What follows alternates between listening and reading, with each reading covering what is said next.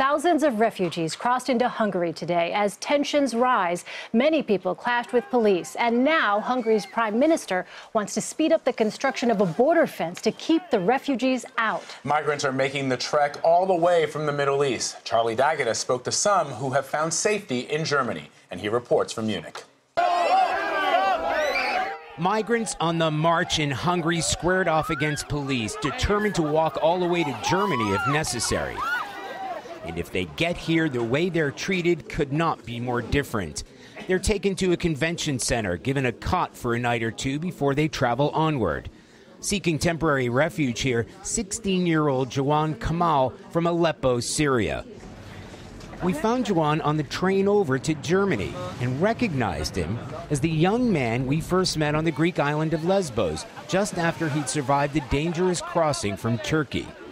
And now, for the first time in a long time, he has options. So there's really no pressure. They're not like, you have to go here, you have to go there. Are you surprised by that? Yeah, because like, you feel a little like free, like this, here like nice people, they're treating you nice, yeah. Having escaped a brutal civil war at home and the hardships of his trip, he dreams of the day his family is reunited. Have you thought about, like a year down the line, 2 years down the line? Have you dared to think about that far in the future? Well, like in the future, like I'm gonna have like school, after school, like university. Maybe I'm gonna get a car. Yeah. After a couple of years. Find a wife? Yeah, sure. Settle down? All of those things. And Charlie D'Agata joins us on the phone from Munich. Charlie, how are the relief efforts going in Germany? Hey, Vlad. Well, I guess the word is efficient. What happens is the migrants, by the thousands, as many as 30,000 in the past week alone, arrive here in Munich, but they're also going to other train stations. And once they arrive, they're sort of held off to a certain area away from the rest of the public, these busy train stations. And then they board buses to other parts, primarily into that convention center that you saw there in that report. And there are about 2,500 beds there. We spoke to officials. They say, people can stay here for a night or two or as long as they want. They're fed. It's not overcrowded yet, but it's just about at capacity. And from there, they board buses to other parts of Germany. As where I am now is about an hour outside of Munich, and it's a sports center, in a field, in a tiny little village. And that's where some of them have been brought to.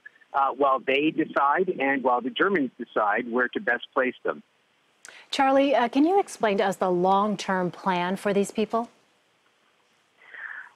Boy, Elaine, that is the key question. I don't know if the Germans have even thought that far in the future, because when you speak to the migrants, they want to settle here. They want to find jobs. They want to find, at least temporary housing. And we spoke to German officials who said, what do you do from here? Like once they leave the convention center, they're sent out to hostels, as I said, a sports center here.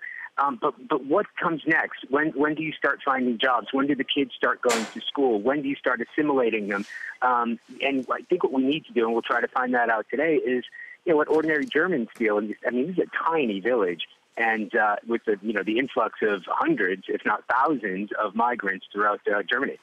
Charlie, given that UK Prime Minister David Cameron has said that he is sending ships to help with this migrant situation, France, Germany, they've all agreed to open up their doors. Even the Pope has asked Catholics to open up their homes to these refugees. Has anything gotten better, or is it just as chaotic? It depends on where you are. If you're on this side of the German border, obviously your life has just gotten a lot better. If you're still stuck in Hungary, it's getting worse, because the influx of migrants that are coming across the border, they have to get past that razor wire fence, and that fence will be closing in the next few days. Why would you build a fence and then have people go through the openings in it? So that is a big concern. The other concern are the thousands that are arriving by the day in Hungary, and as you saw, they're taken over into these holding camps where the Hungarian officials want them to register there. They don't want to do it. They don't want to be stopped. They want to continue going to places like Austria and Germany. So the bottleneck that we saw over the weekend, where they had 30,000 migrants cross over into Germany, that is just going to build up again. Charlie, and as we were talking to you, we're just showing for our audience now, these are live pictures of migrants making their way along some train tracks there into Hungary. Charlie D'Agata in Munich. Thank you, Charlie.